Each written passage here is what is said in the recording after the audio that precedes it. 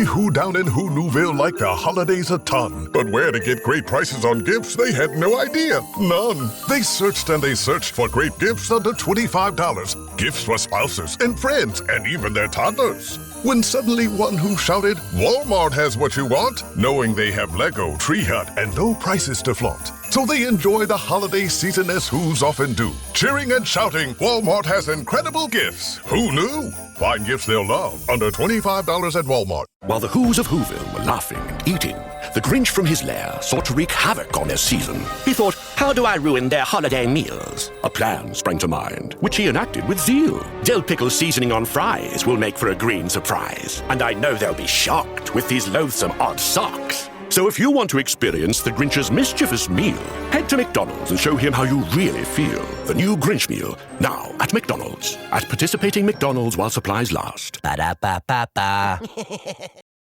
This episode is brought to you by McAfee. Swimsuit, passport, phone, with VPN activated. VPN? Cell phone service is going to be spotty on vacation, so we'll be using public Wi-Fi. Sounds sketchy. Exactly. The networks can leave your personal info, like credit card numbers, exposed to hackers. McAfee's secure VPN lets you browse and bank safely from wherever, whenever. Learn more at McAfee.com/online protection.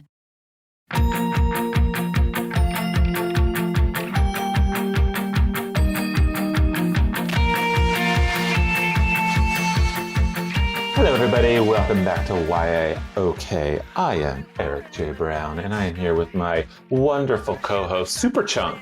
Super Chunk, how you doing?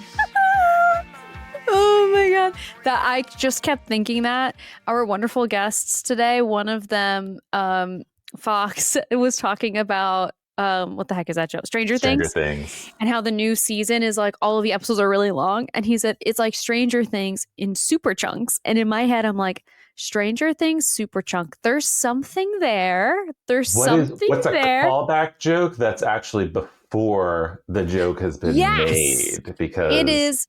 I just invented it.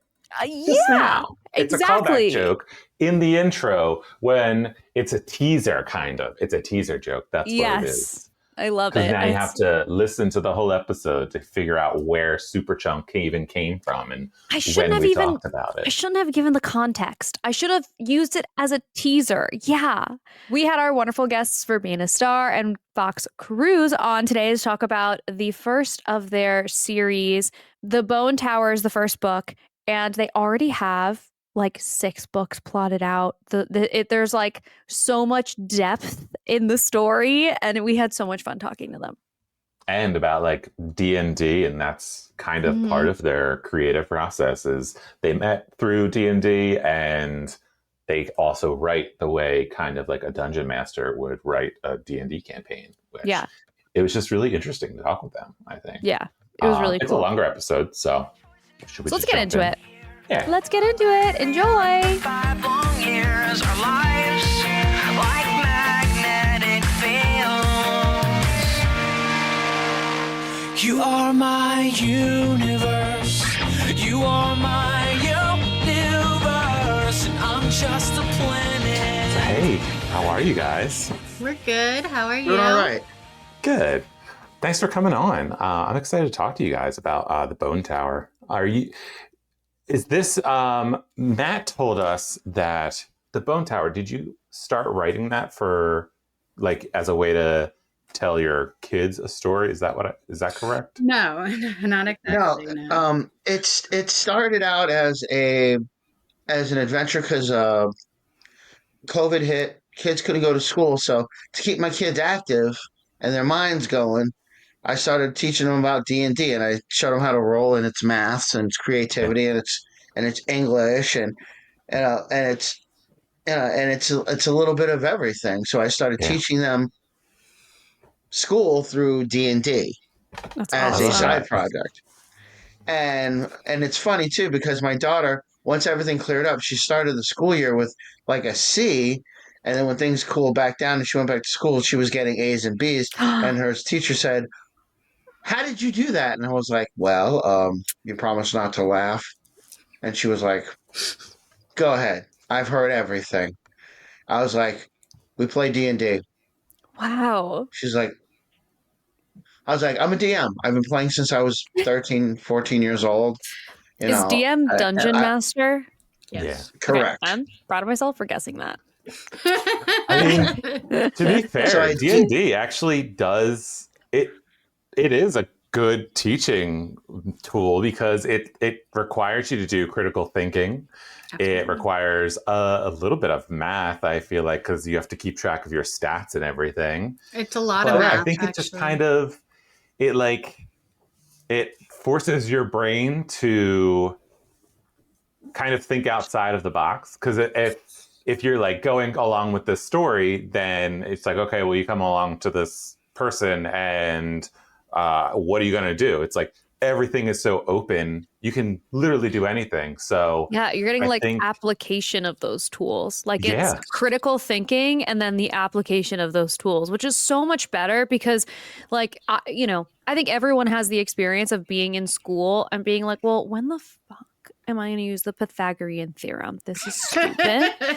But like when you're learning, but when you're, and like, and then you ask your teacher and they're like, well, if you decide to be an architect, I'm like, well, are you a fucking architect? I don't need to know this. So, so it's like, but when you're learning in a way where it's like applied because of the environment you're learning it in, it adds value to the things that you're experiencing. It's like, perhaps you don't need to know the third angle of a right triangle, but there'll be other things that you're learning through D&D that's like, okay, I actually understand the moments in kind of real life that this would make sense, which is makes so much more sense than like just sort of learning it on a piece of paper.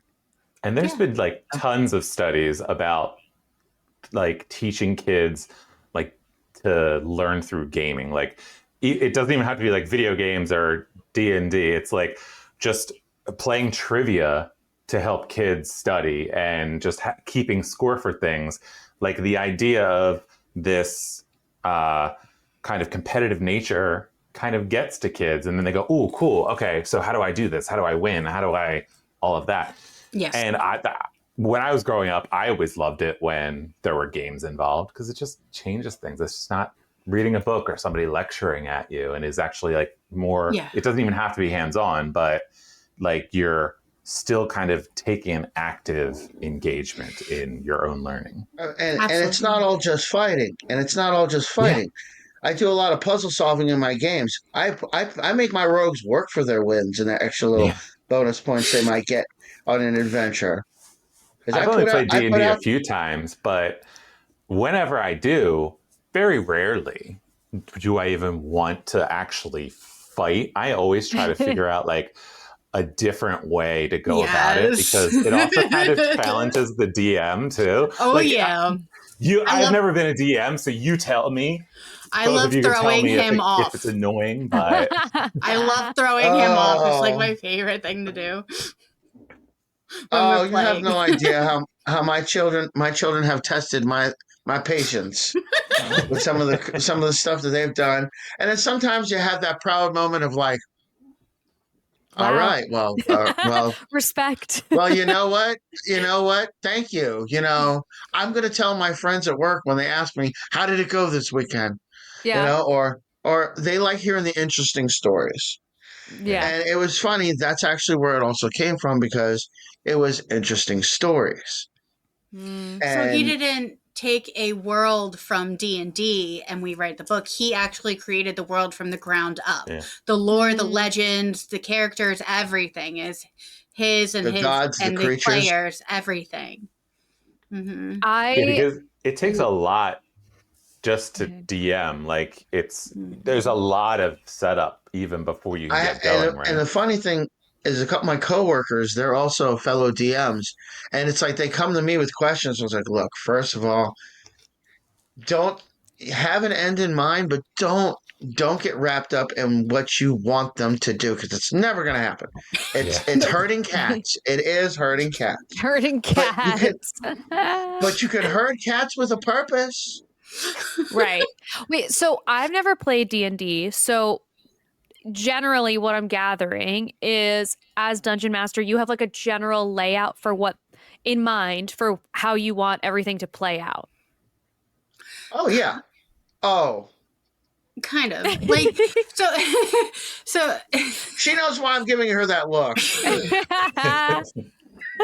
I really messed him up in our last gaming session. I really threw him for a loop. I love this. I love this. We started a new Oh, my campaign dear. not based in the line of this book series, starting with the Bone Tower. So No. we can spill a little bit. In the last campaign, we entered a dungeon, and the rogue checked it out and smelled like gas or something like that, and came back to the entrance because it was right at the entrance. I kind of ignited the trap and blew up another trap in the process. Oh my god! I mean, that's She- a good idea. If you're at the entrance, She and had you're no smelling idea. gas, She had it's no like, ooh, idea. Yeah, well- I had to look at the blast radius, and I looked at the form, and I looked at everything, and I was like, God damn. It just sounds like Verbena, you were like, oopsie. Yep. Oopsie. See, and here's the thing, too. See, I lay out maps. I have minis, I have walls, I have, Oh my god. thanks to my new, next to some of my new players that'll soon be in this campaign to join, I have new tiles for the floor, which will help with giving more of a 3D world to my pardon me. Campaign. A 3D eye to my players, and the kids really enjoy that. They like the fact that they can see where everything is and the angles. I mean, don't get me wrong. When we were younger, we had it absolutely 100%. Everyone's like, "Oh, you're just a fanatic." I'm like, no. Having 3D minis kind of gives my kids where their head should be in the game. Literally, yeah. Yeah. gives them just a visual focal point. And Also, believe it or God not, forbid it someone helps. have a hobby. Whatever. They sound like party poopers. That sounds fun. Believe it or not, some of my friends have been like, "Hey, it keeps you out of trouble, right?" I was like, "Absolutely." Yeah. I got too much. I'm sorry, I got too much time to be rolling up riddles, traps, and monsters, and bends and angles. Because let me tell you, it's a world. You're right. It is very taxing to create a world, but then you And want then to tune refine it. it. Yeah. You have to Yeah. tune That's it. why I haven't written any fantasies yet. All of my stuff takes place in this world because I'm like, hey, world's built. Don't have to do anything. I could focus on the characters instead. It's a lot How to old build are a you? world. Sorry, go ahead. I built this world, like she said, from the ground up. I said, if I'm going to do this, I'm going to do this from the ground up. And I literally said, how would I start my universe? How would I kickstart it? How would I be God? And I literally took it from there. That's amazing. And I'm so fascinated by world building because I really feel like for fantasy, the world building becomes like a character of its own. And so and I feel like that's also the thing that has anchored me in fantasy series that I really love. And it's also when the world building kind of falls apart, then it's like what takes me out of it. Well, I'm like, okay, well, that doesn't follow any of the other rules we talked about. And then it doesn't feel like you're in this in this world. And like to build all of that out, I actually think only a person who's been a dungeon master could do it, because if you are building something so intricate in a world that already exists, then you at least have like so much experience that carries over into building one that doesn't exist and doing it from scratch. That's like a lot of creativity. My brain is not like yours. The maps were fun to make. I really enjoyed making the maps. That's so you made them for the Bone Tower also? Yeah. Yes. We have maps yeah. in the book. They're in the book, in the front of the book. There's 2 maps in the Bone Tower. There's going to be more in the next book. I love maps. Yes. I love maps. I So, love maps. funny Speaking of the book. story. Can I tell a funny story real quick? The Go bookmark? ahead. So I created bookmarks. I made bookmarks to go with the books because when we go to events, we sell books. Love it. And I give away bookmarks with each book sold. So I made bookmarks. And I made a map bookmark. And my mom said not to make them a map bookmark because she didn't think it would sell. That is the most popular bookmark. Because people love maps. Yeah, especially It makes it tangible. if you're reading the book and you mention a place that like they haven't been to yet, they can be like, "Ooh, let's check that on the map," and they can look at the thing instead of like going back to the beginning. All they have to do is they could be holding it in their hand and take it up and go, "Oh, okay, that's where they are." I think map bookmarks are a genius idea. If I ever have a fantasy that they put a map in the front of it, I am stealing that idea and I'm printing bookmarks. And that is, I think every fantasy book that has a map should make it as a bookmark. I agree. Yeah.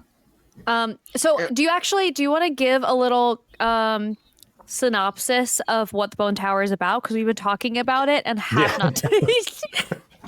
We've gotten carried away, and we have not actually had you guys explain like what the book is about. So, okay. Would you like to go first, or? Yeah, because no offense, Fox, but you tend to go off on a little bit of a tangent. So I'm gonna reel you in. Me. Alyssa's the one who has to reel me in, so I think that's appropriate. Okay, so it starts basically with a school for adventurers. So it takes place with a group of, there's 7 main characters, and each main character has their own story arcs going through the book. But so basically it takes place in this school. It starts in the school, really, where everybody comes together and we meet them and we go through their schedules and we do a little bit of character building in the beginning. And then they start on their adventures. And they start like just on little adventures to help them build experience and things like this. And it kind of evolves into this, we've got to save the world. Mm-hmm. How's that all? Just that, but just something light. Yeah, just something light. But I mean, there's dragons and there's orcs and there's halflings and gnomes and goblins, elves and goblins, which we lovingly refer to as murder hobos. Murder hobos. Are you guys Lord of the Rings people? I'm a fan. My wife's a bigger fan of Tolkien than I am, but don't get me wrong. I still love it. I mean, I do. But the only reason I ask is because orcs immediately brings me to like Lord of the Rings. Well, orcs are a standard D&D type monster character race. Actually, they used to be a monster. They're now a race, right? Yes, they're a playable race. They used to be not, like, I remember back in the day, first you get was a half orc. Mm-hmm. Now you can play a full-on orc, but it's questionable. Same thing with goblins. Mm-hmm. Wow. Yeah. But, I mean, we've got animals, like Annie-folk is what we call them. So they're they're animal human hybrid things. Like they're bipedal animals, kind of. Mm-hmm. So they're very interesting, but they're all different species. How do you keep all of the species and the like kind of, because even having 7 main characters, is this how you keep everyone organized? That, and I'm a scientist, so I keep meticulous notes. Period. Oh my god. She's old school, pen and paper. I've got it all right here. Is that an iPad? I have it on my notebook. I have it backed up on the cloud. I have it in my computer. I have it on pen and paper. I've got multiple areas of saved notes. I feel like notes. I would only be able to do this like a beautiful mind. Like a whole wall would have to be covered with like papers and maps and things that are tied together. Like there's no way I could do it any other way. At one point I had a wall that I just painted of my office. This was in like a house that I had before this one, but I had a wall that was just, I painted it with whiteboard paint. Mm-hmm. And that's cool. I used that and I would just write on it. It's a great idea in theory, but when you need stuff, it's like, oh great, I can't erase this, I can't erase this, I can't erase this, and eventually start running out of room. So I will say, I think it's good for like if you want to paint, if anybody wants to paint their room into a whiteboard, it's good for like just kind of brainstorming stuff and writing things down to like remind you of that you're not going to, shouldn't be there for long, because that was my thing. It was just, the whole thing was covered with all of these different stuff that I was writing. And eventually I was like, I'm running out of room. I need to either choose a different wall and paint that, or I need to write these down into Microsoft Word finally. So. Well, it does start out on pen and paper for me, and I'm like, okay, I need to retype this in before I forget it. It might start out as a few jotted out like words. Lucky if it makes sense as a sentence. And then when I get it into my tablet, I usually I type it. I was like, okay, no, that needs to be in there. That's not English. That's not even a sentence. Okay, da da da da da da da da da. Then it expands. I'm like, okay, let's keep going. Next thing I know, bam, Yeah. full bio. Wow. So when you're building out all of these characters and kind of like what all of their whole backstories are, like, did you create a character and then write a whole and like, also to give background, I'm not an author, so I've never written anything, and so I have no like, I learn from every author that we've had on here, because and I don't know how all of this works. Verbena, let me handle this one, please. She said, "Okay, Fox." Until I rein you in. Okay, you've got the reins, but here's basically all the characters based off the people that played them. Garatos is based off my son. Melanie Moonlight is based off my daughter Harley. My wife is Jathal.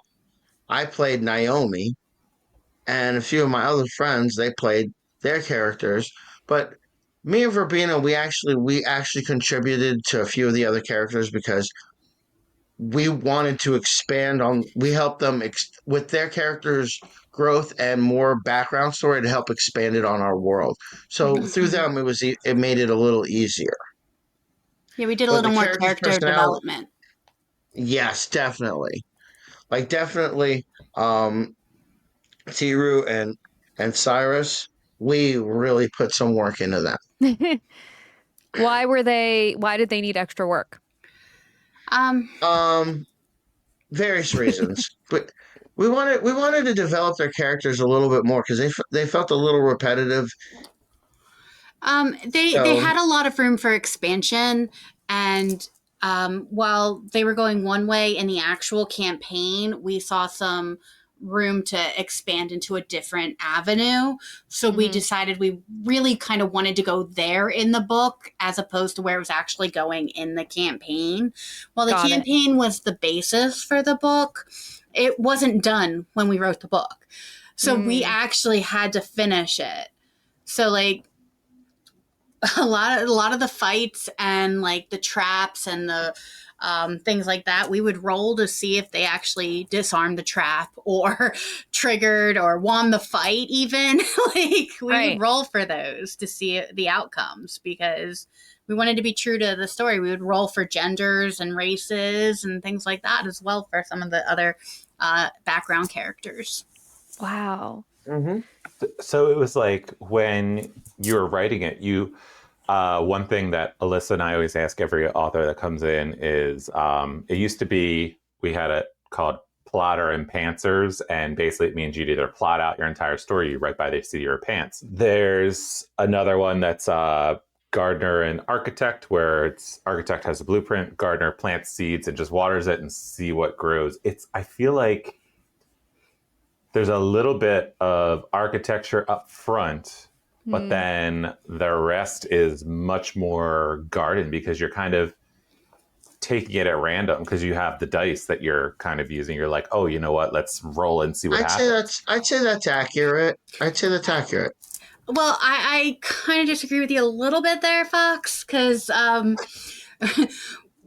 we did a lot of outlining. Okay. Yeah. So that would be the bones, the architecture. So we did a lot of that. We outlined every chapter. We outlined the overarching story. We've outlined the entire overarching storyline for all 6 or 7 books that are going to be in this series. So, Wow. but within each chapter, they're very basic outlines. So, yes, in a sense, we did leave a lot of room for growth as well, because we didn't want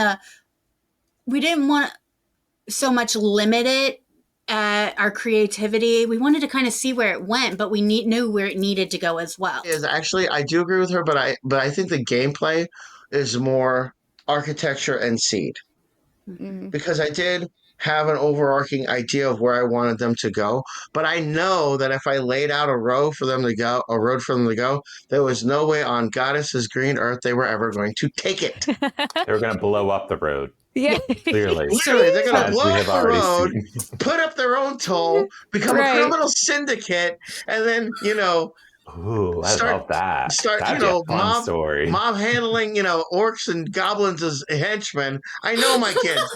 You know what I'm saying? I mean, really, that would be them. I love it. However, I was going to say, what were you going to say, Eric? Are you done, Fox, or are you still kidding? I'm sorry. I didn't mean to interrupt you. That was like the equivalent of when they play the music at the Grammys when they want someone to finish their speech. You're like, what did you want to say, Eric? You're pulling the curtains on him. He has a little bit of a rambling issue sometimes. I love a rambler. That's okay. That's it's why okay. We I'm love here. Fox. As a certified yapper myself, I understand. But I wanted to ask about when you have the outlines and you're writing it and you're like rolling to see what would happen. Is there anything during the writing of this book, or I'm not sure how far along you are in any of the other ones, but where you would roll and it did something and you're like, oh, what do we do here? Like it kind of changed the outline a little bit because we've got whatever this, whatever the outcome was for our role. And then it's like, okay, well, the outline says he has to be here, but now because of this role, he's kind of stepped back a bit. So what happens next? Do you kind of have an answer. Have to figure that out, or do we have any Whovians? I have an answer. Do we have any Whovians? There are fixed points in time and space that cannot be altered, no matter what you do to alter those points. So perfect. No matter what we do, those points will happen. Okay. That's awesome. Wow. This is like to do your world building and have it be so rooted in like something that you have some control, but like minimal, like actual control is so interesting. It's like you can be the architect and then the game kind of is a gardener anyway, which is cool. Absolutely. That's awesome. And so you plotted out for 7 books.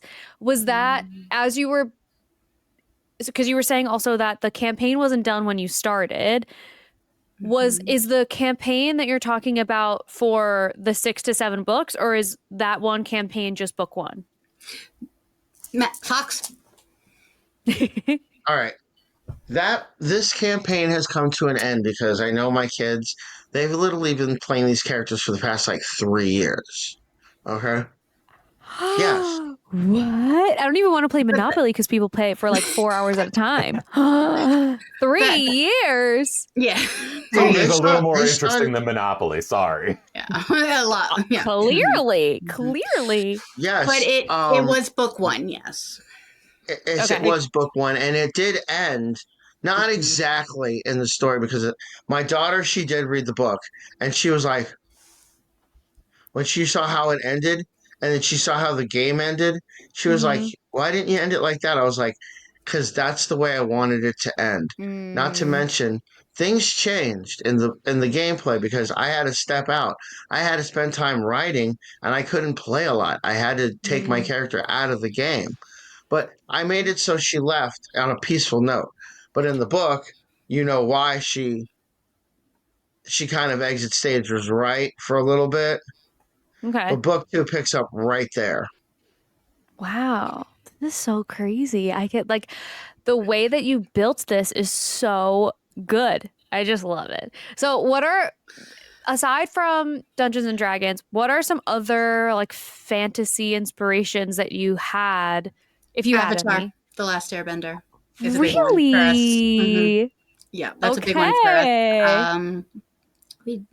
I guess there was a lot of Harry Potter influence in this too, right? Love. My Hero Fox? Academia.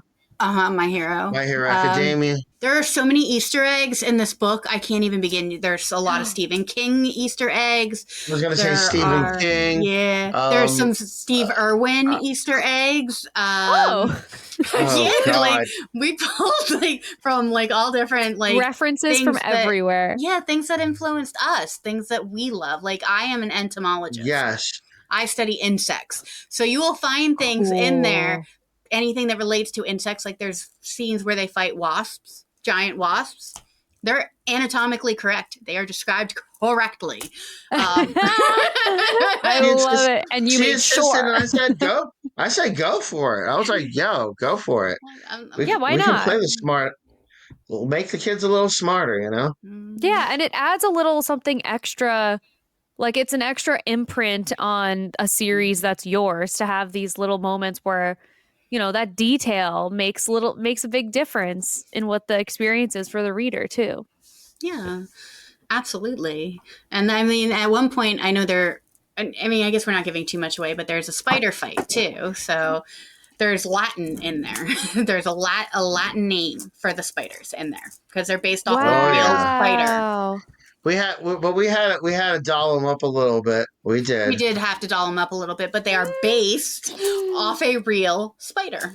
Okay, I love it. I love it. So that actually you're continuing the now tradition of teaching kids using fantasy because now they're also learning Latin. How about that? Oh, there's a Mythbuster reference in there, and Supernatural.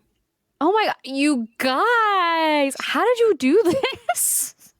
Like so many influences from so many places. Well, the reason why I did Mythbusters is because they did so many episodes based on students, college, high school. They had a lot of influence on students, and I was like, you know what? I remember I used to watch it just because I know they even said they Hollywooded a few things up to make it look better, but certain things they didn't.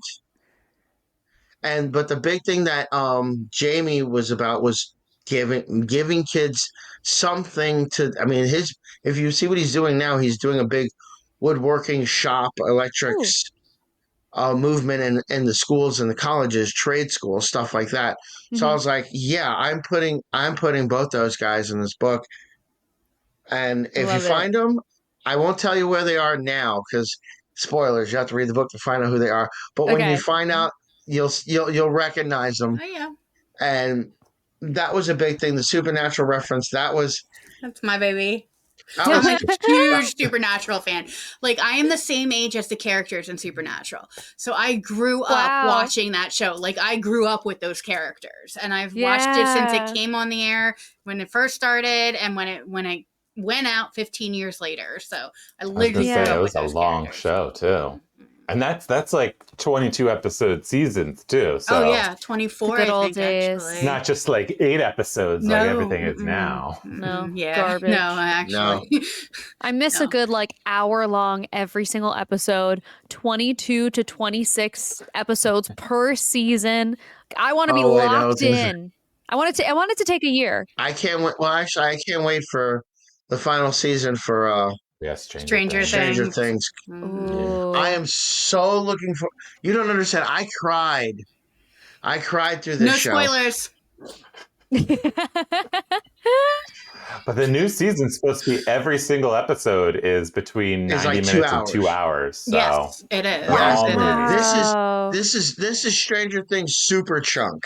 This is guess what? You wanted it, you got it. They said there's gonna be no stone left unturned, but there's a possibility for another series. They're talking about it to branch off like Walking Dead did. But they're going to close off all this. Wow, that's so interesting. That's a whole new world to be expanded, I guess. We find Vecna, we end this once and for all, together. On December 25th. We have a plan. It's a bit insane. Everyone in? He knows where we are. Watch out! Get ready for one last adventure. We stay true to ourselves. stay true to our friends, no matter the cost. Found you. Stranger Things, Season 5, Volume 2 begins December 25th, only on Netflix. This episode is brought to you by Indeed. You're ready to move your business forward, but first, you need to find the right team. Start your search with Indeed Sponsored Jobs. It can help you reach qualified candidates fast, ensuring your listing is the first one they see. According to Indeed data, sponsored jobs are 90% more likely to report a hire than non-sponsored jobs. See the results for yourself. Get a $75 sponsored job credit at Indeed.com/podcast. Terms and conditions apply. This episode is brought to you by Nespresso. Gift magical mornings with Nespresso Virtuo Pop. Compact and stylish, Virtuo Pop is made to meet every morning coffee craving. From espresso to coffee, hot or iced, at the click of a button.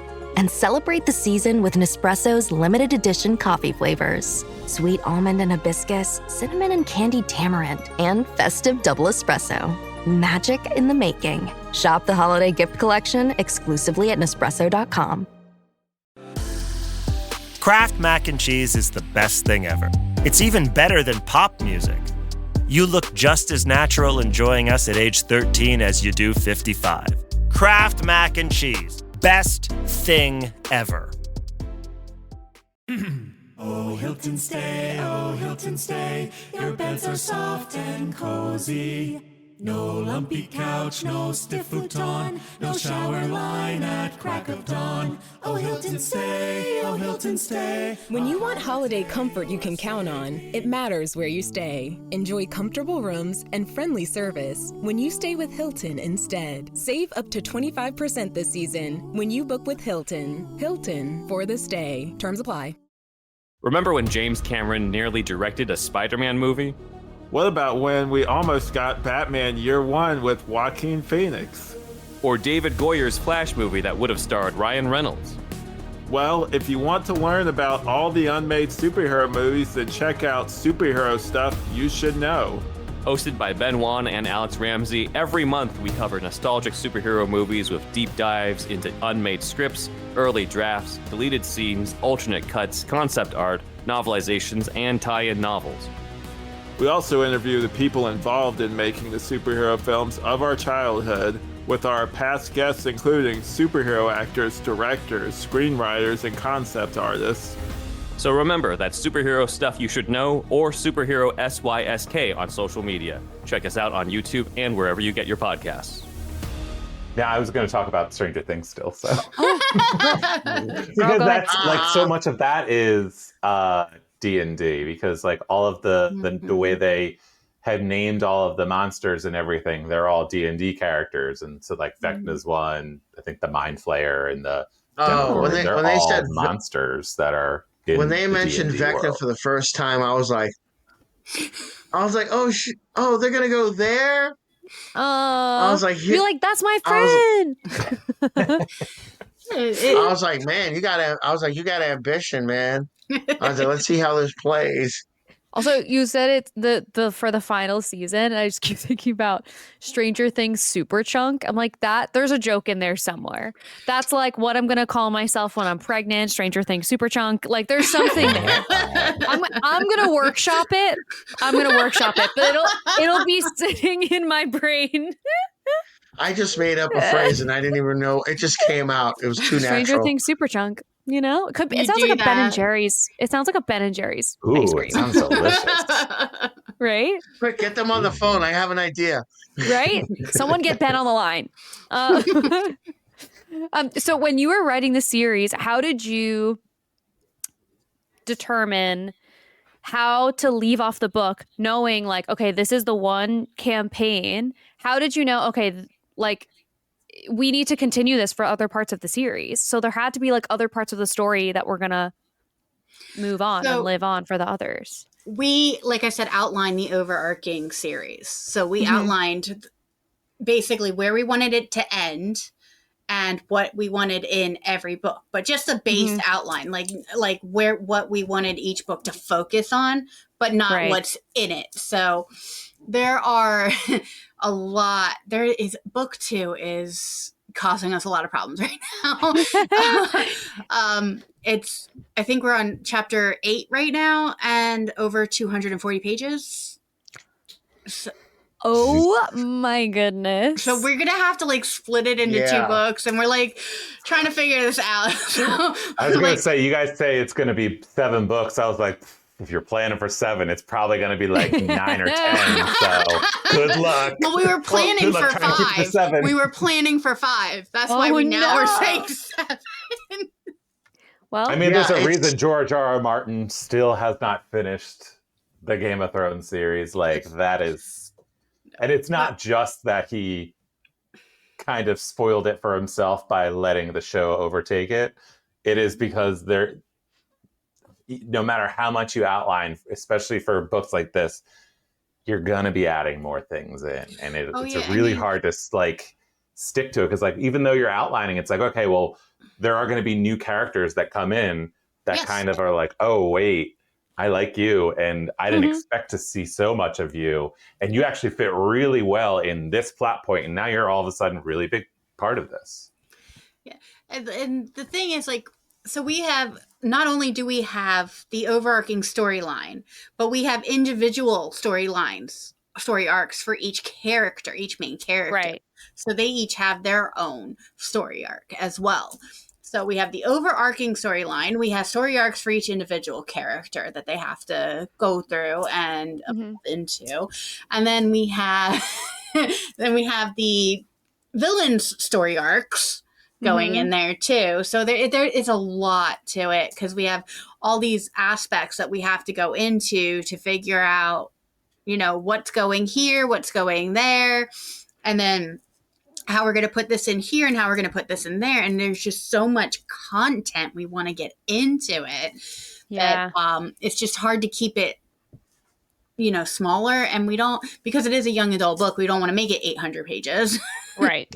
So we're gonna cut them down and split them up a little more. But book 2 and 3 should come out a little closer together, I think, because I have a feeling we're gonna finish the whole thing and then decide where to cut it and how to cut it. Yeah. I feel like you'll kind of find a good breaking point, like something that feels like, not like, because I know it's, if you have this outline for the second book, it's like, okay, well, there's obviously this whole plot arc that you have planned out. I feel like there is a way to, like, you're going to realize where the kind of midway point for that plot arc is, and you'd be like, oh, actually, this might be a good place to stop it. And then I think you can probably just find a way to tie it up a little bit. So it's like, okay, well, there's book 2, but here's book 3 next, and it'll like jump right off there. So yeah, we've kind of made that determination a little bit, but I still want to see how it plays out. I feel like you guys are the first double author that we've had on who've like 2 authors working on the same book. So I'm curious to know, what's your writing process like?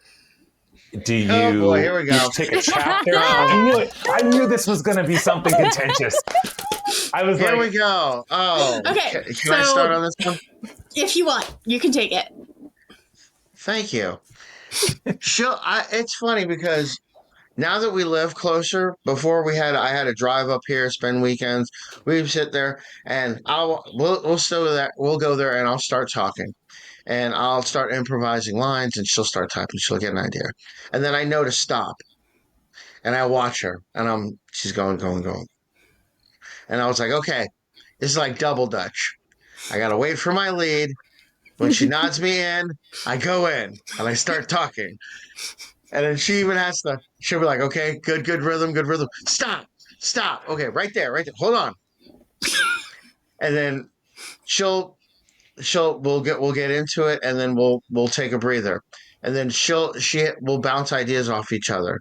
And the next thing you know, she's back at it again. And then I got to wait for my lead. I have to be very patient with myself, because I call it the double dutch.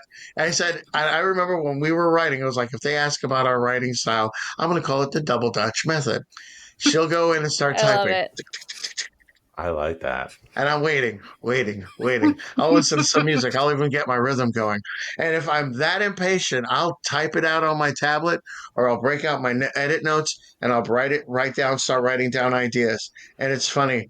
She'll sit there and be like, and it's funny. I've actually been like, hold up a notepad. I'm like, look. She's like, yeah, I got that. I love it. I'm already on it. I'm already past it. But we also do a lot of dialogue off each other. Like we'll play character. Like I'll play one character, he'll play another character, and we will improv that. And like we've made each other cry, we've made each other laugh. Like we really get into the characters to getting the dialogue out there. The death scenes. We don't need a. Without. It's a spoiler, but like. Without spoilers. We know people are gonna die. It's a fantasy. People will die.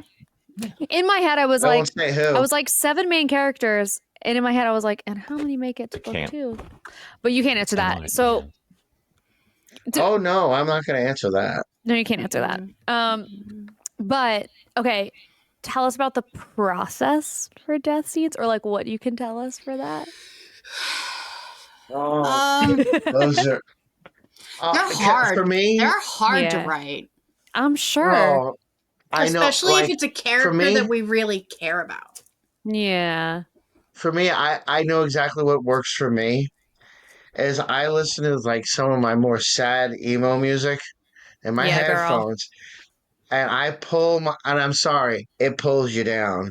Mm-hmm. And I sit there and I wallow, and but I feel that pain in that breath, and that's where it takes you.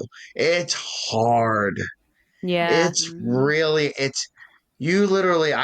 been like, okay, I need to stop, and I'll go outside and I need to get some air, and because you feel the depth of that character, especially if you've been writing them a while. You feel that sinking feeling in your stomach and your heart, and you literally have to take a breath for them. Wow. Sorry, I didn't want to go off on I think that was a good tangent. Yes, Sorry. it was. I was going to say you've heard of method acting. Well, we've developed method writing. Yep. And it's a great way to do it because one of the things that a lot of editors will tell authors is to read your own stuff aloud, especially dialogue, because it will give you an ear when things are not sounding natural. So the fact that you guys are just kind of doing that aloud before you even have a first draft, you're doing it back and forth and you're planning the scene and you're kind of figuring you're hearing your own beats. And I think that's a really good idea to do. I mean, I do something similar, but it's just me alone in a room talking to myself silently. But use a mirror. A mirror would help. Oh, I'm okay with talking to myself. It's okay. Oh, okay. Okay. I just do the voices and talk to myself and hope that nobody else is in the house.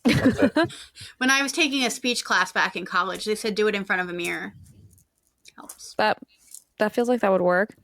Fox, what is on the emo playlist for when you're writing these? I gotta know. What direction? I listen to a lot of Alice in Chains and Nirvana. Okay. 9 Inch Nails, definitely 9 Inch Nails. I go there. Go there. And I'm talking like original stuff, original Korn. Okay, recently I've really been getting into Korn. I don't know what happened that it came across my desk once again at 32. I'm like, do people know that they're really good? And obviously everyone knows that they're really good, but it's just come back into my life again. But these are very aggressive is sort of an aggressive word, but very intense. I was anticipating emo sad. But this is emo aggro. It gets him where he needs to be. It puts me back in that mind frame of what it was. Does that make sense? Because I remember I've been writing since I was a kid. Okay. Since I was a teenager, I used to write poetry and stuff like that. So I Mhm. remember feeling those emotions and those moments.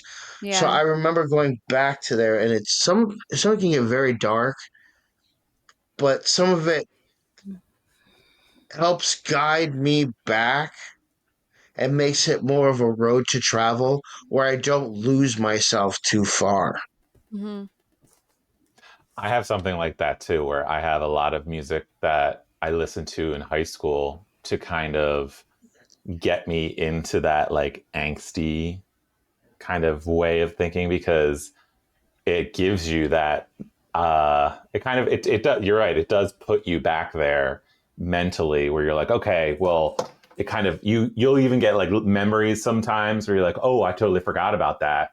And those are just things to kind of like dig into and put in your character too, even though it's like a different time or a different world in your case.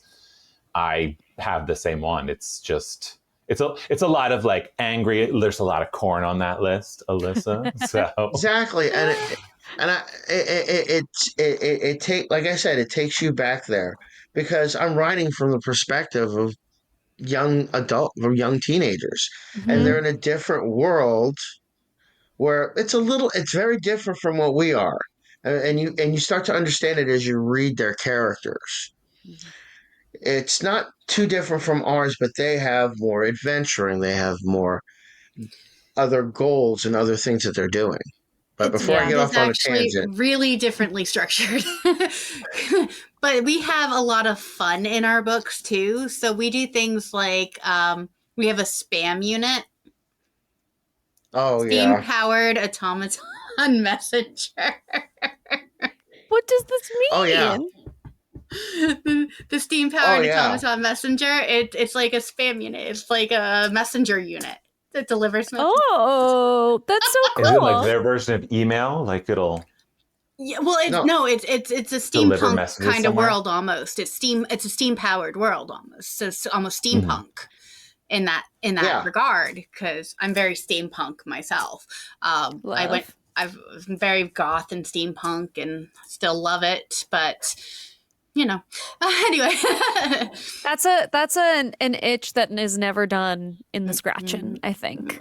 I think if you were an emo kid when you were like a teenager or a young adult, I think that's just where we live forever. I was goth, very goth. I always I was like I wish I could have been. I wanted to be more goth, but like there's no way I would have survived him. I would have gotten made fun of by my freaking dad every day. I was like, well, I'm not surviving that. Not in one piece, so we'll my settle for something my. below. I love it. My parents were like, "He's going through a phase. At least he's dressing nice." Right? They're like, and what a Because gorgeous coat. And what a gorgeous coat. I had my black like denim ish trench coat, and I would wear like at least a band t shirt or a Hmm. nice button up t shirt, and yes, I had the flannel t shirt under the flannel shirt underneath, the Hmm. Hmm. jeans, the army boots. That was me and my crew back in the day. I I love I had it. the was the black leather trench and the Docs, the Doc Martens. Oh, That was me. I still have mine. Those are well worn. I have the Chelsea boot and then I have the like lace up in the front, for different occasions. I Mine You love just my are never just Doc. the know. really Yeah. baggy jeans. Oh no, the I baggy had trip jeans. pants. Trip NYC? Yeah, girl. I had a Like I whole said, bunch of different ones. Yeah, I used to hit the goth nightclubs. Like I was full out goth, man. I love it. I love it. I still like Trip NYC. They still make very cool things. It's just really expensive I now. heard Like Trip now, was gone.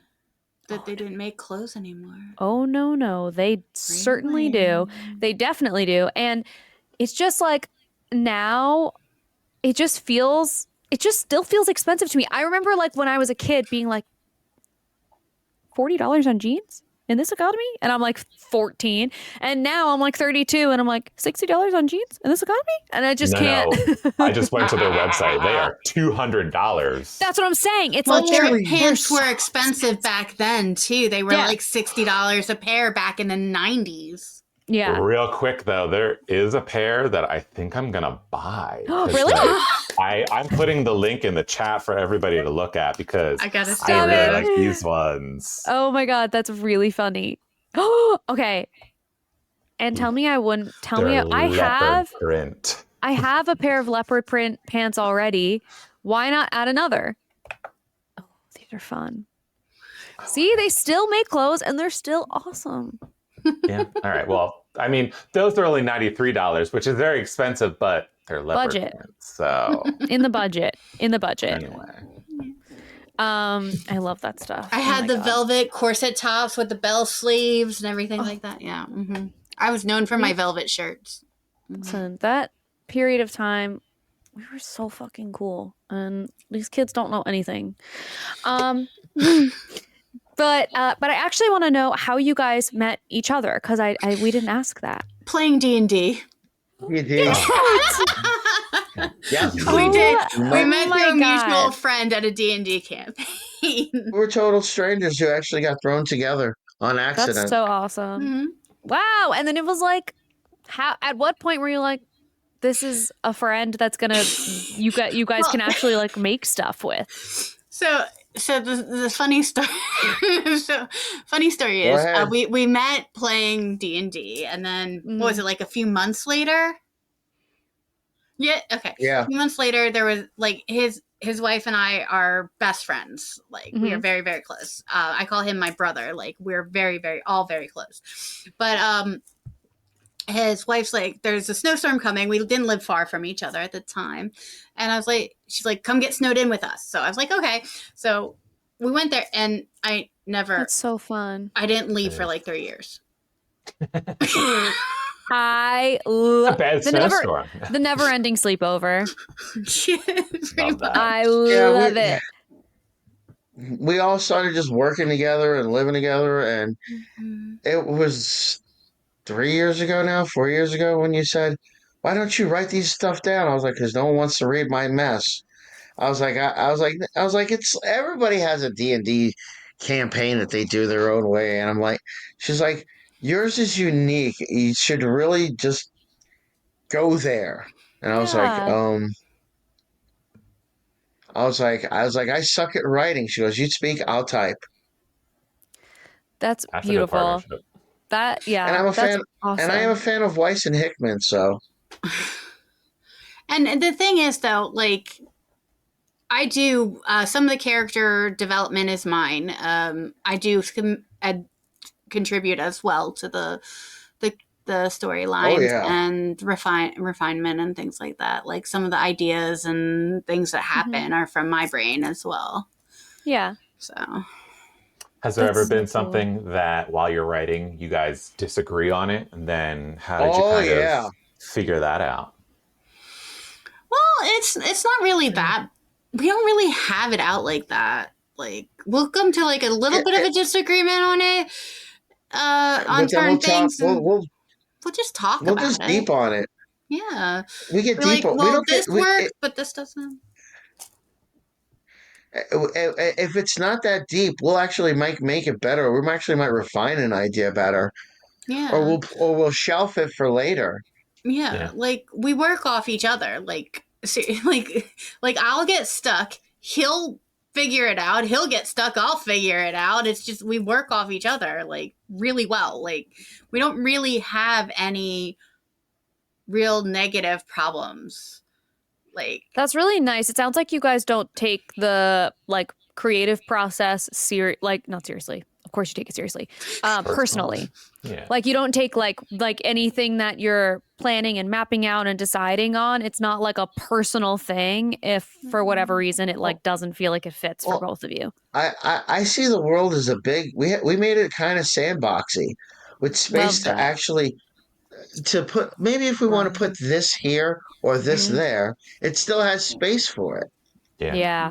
That's awesome. I think that flexibility. I don't want everything to be so stiff. What in this world has been permanent that we even know of? We've had stuff that's lasted a long time, yes, but nothing is permanent. There's only one thing that is constant in this world. that is Taxes. always there. No. Change. Yeah. Taxes. Change. Yeah. Actually, that landed me a job in an interview. Yeah. Ow. Okay. Well, really did a long I'm time keeping- ago. keeping that in the bank. That's awesome. So I think everyone is going to be so excited to dig into this, especially because there's going to be a series. So you start Bone Tower. Once you get really into it, don't worry, there will be more. And so this first one came out January 2025, earlier this year. When do you think the next one will be arriving? There have been some hiccups this year. There have been some real hiccups this year. And our writing schedule kind of got knocked out for a little while. We're going to get back to it hopefully starting in November. Okay, exciting. So as soon as Sorry about some that. things get situated on my end and something, we can get back to writing. And I'm really looking forward to it. Yay. But it's awesome. So you need an outlet too, and for sure, writing is a great outlet. It is a great way to get some of the tension from the days out to release, to really like writing, art, painting, things like that, drawing. So all those things are a really great way to kind of help maintain your mental health. So I'm really looking forward to getting back to it. That's awesome. But again, like just a few hiccups, but book 2. So like I said, we're kind of stuck a little bit with the length of it. So we got a little bit of ways to go on it. So you'll figure it out. It'll come to you. I think it'll just be, a little time and it'll come to you. So what are you guys reading now? Are you reading any books while you're writing? I've been so busy. It's hard. Every now and then I get. What was the last book you read too? Yeah. Actually, well, I read more graphic novels and comic books. The last series that counts as reading. Yeah. The last series I dove into was Strange Academy, which was Doctor Strange's answer to Professor X's School for Gifted Mutants. That's and fun. It was really interesting. It actually helped with this book series too. But I spend a lot of time on YouTube deep diving into characters like movie characters and book characters while I'm at work. I listen to like podcasts and stuff like that or channels. And that's where I get a lot of my villains, heroes, background stories. Heck, I listen to some stuff on all different types of mythology. Good God, I've listened to everything from Native American to Australian Aboriginal, which is really interesting stuff. Yeah, but for sure. And then I mean, that's why I listen to local legends. Trust me, our world is just as interesting as any other, but I just D&D it up a little bit to include it. And then I read a lot of thrillers, fantasy novels, things like that, because I love a good twist. So our book has a few twists in it, a few unexpected things, and there's a lot more of those to come. A lot more of those to come. But I can tell you some of my favorite authors if you like. Yes, please do. James Rollins. Okay. Douglas Preston and Lincoln Child, they're co-authors. I really like Steve Barry. The Children of Amarid series. What is that? I think that's by David Coe. Was one of my favorites. It's trilogy. Yeah. What else? Gosh, those are the just delving in like so. The funny thing is, James Rollins wrote a book called Amazonia. And it takes place in the Amazon rainforest. Well, I spent a month in Peru in the Amazon rainforest, and they had a bookshelf there, and that book happened to be on that bookshelf. And Wow. I picked it up and read it while I was in the rainforest. Oh my God, that's so cool. Do you think that someone left it there? Like someone else who was visiting was like, well, I do. certainly have to read this in Peru. Mm-hmm. So because cool. I was in a lodge literally in the middle of the rainforest. It used to be a research center for Cornell, and that's where I was. I was doing my own research. I was study abroad for wildlife conservation.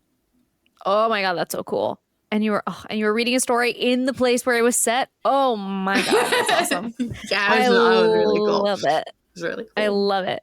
Well, thank you guys so much for coming on the podcast. This was so fun to learn about. And like this whole series just sounds so fun.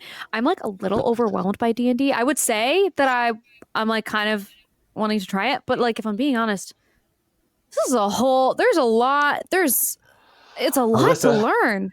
You should do it with Geekscape has sometimes they'll do like live stream D&Ds. I did in July. There was like a July 4th. It was the zombie one, right? Day of the Dead, yeah. Yeah. That's so fun. That was one where the Dungeon Master had made up basically a whole map that had producer Matt's neighborhood, because that was where the whole thing was supposed to take place. And I think within the first 10 minutes, we had left the neighborhood, and he's like, okay, well, I guess I'm throwing this map away. He probably hated us. He's like, this is the most unhinged campaign I've ever had. Like, I think we ended up bringing back the dead from the Revolutionary War at one point, and the King of England was there, and he was a zombie, and I think I killed him too. That's great. You gotta try it. Listen, though. you can do it. Look. Do a Geekscape. It's a nice ease you in, because you don't have to create like a really, really complex character. It's just kind of like you're basically going to be you. Basic. It's all the Geekscape people. But Like seriously, you got to give it a shot. It's so much fun, even with like the dynamics of it. It is a lot of fun. Because, I mean, you're literally using your imagination and going on this grand adventure. Yeah. You get out of your head for a little bit, too. I mean, you're in another place. You're escaping. It is fantastic. It's also nice to just find any opportunity to use your imagination as an adult, like in a very, like, escapism way, in a very, like, all-encompassing way, though, because it's hard. Like, especially, like, I have ADHD. Even sitting down to read can sometimes be really hard. And so to do something where like you have to be locked in. Oh, it's brutal. To really be locked in though is such a good feeling. So like doing something that kind of like forces me to do that is really nice. Yeah. That's why I play WoW. But when you can find something that really like pulls you in, it's such a good feeling. And those are things worth hanging on to. But thank you guys so much for coming on. This was so fun. And everyone needs to check out see you when book 2 comes out. Can't wait to hear more about it. And book 2's really got some fun stuff gonna happen in it. So we're very excited about book 2. You've hyped up book 2 so much. So everyone has to get through book 1. Well, you have a little time, but get the Bone Tower. Where should everybody buy your book from? Amazon, Barnes and Noble. There's an ebook. The audiobook will be out soon. Oh, cool. Exciting. Nice. Awesome. Nook. Anywhere, any Kindle, everywhere. Yeah. It's awesome. So cool. Well, thank you guys so much for coming on. We loved this. This was so fun. Thank you for having us. Of course, we'll have you back on for book 2. Yay! Excellent. Excellent. I look forward to it. Yay. When she asks me how far we can take it, I tell her we can take it across the entire universe.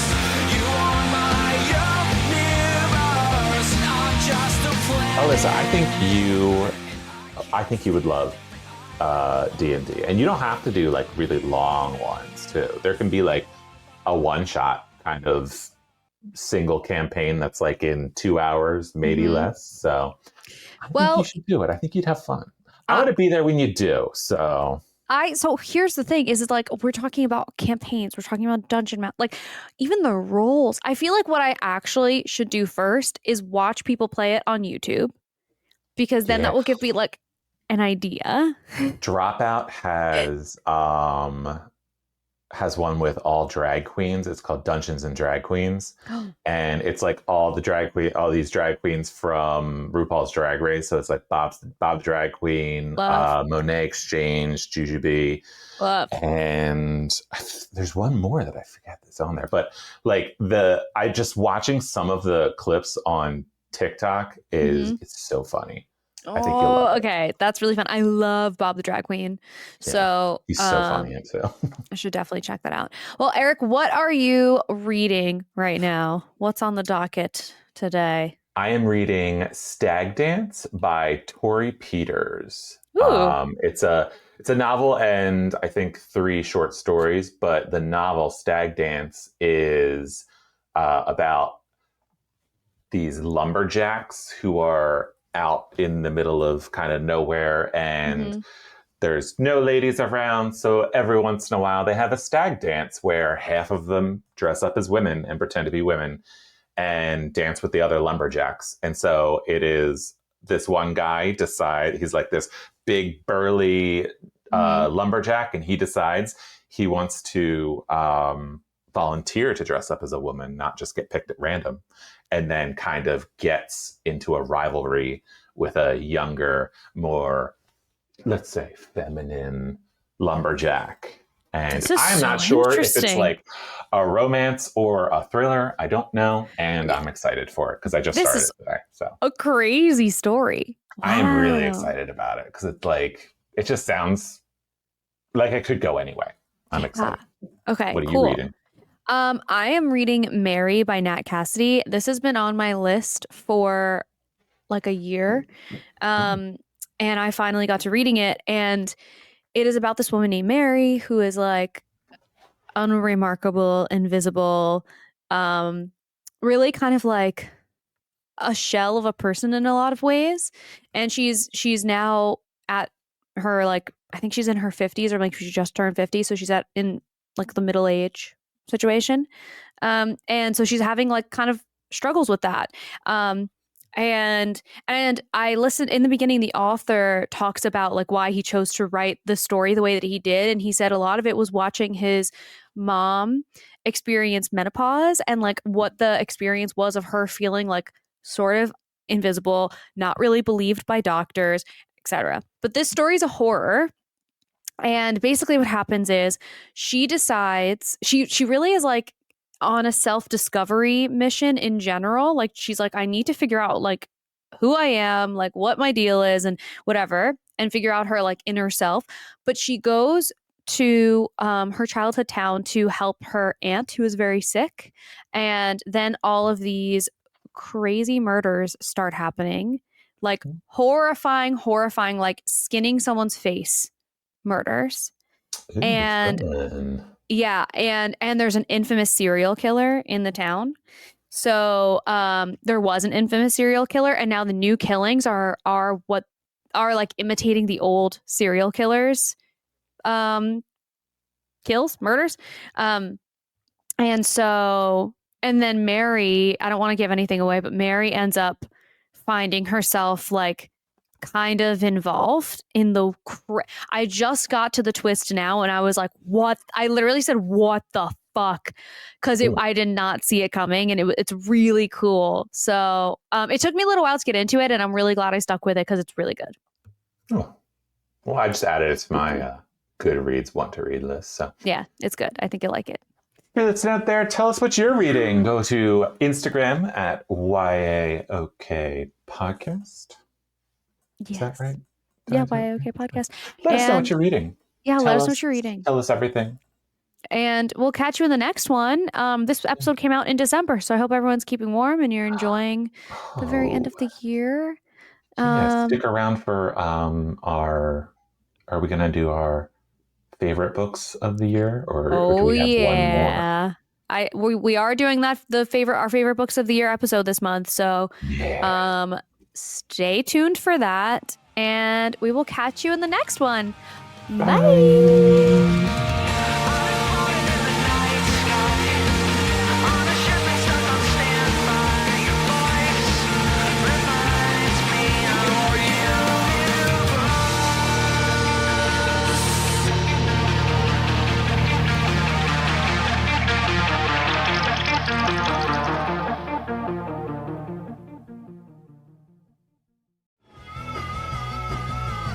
You're listening to the Geekscape Network.